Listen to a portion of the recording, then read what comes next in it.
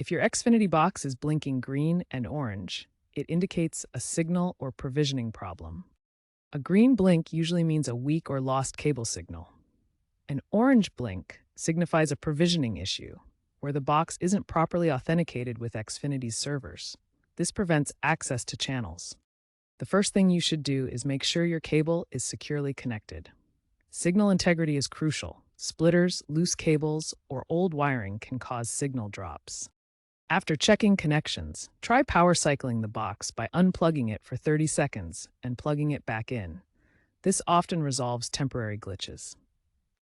As of 2025, many users fix their issue after these steps and by using Xfinity's self-service tools in their app. If the blinking persists, use the Xfinity My Account app for real-time diagnostics and potential automated fixes. The app can often reset the box's provisioning remotely. If self-service fails, contact Xfinity support for a technician visit. Ensure you are on the latest firmware for remote provisioning updates.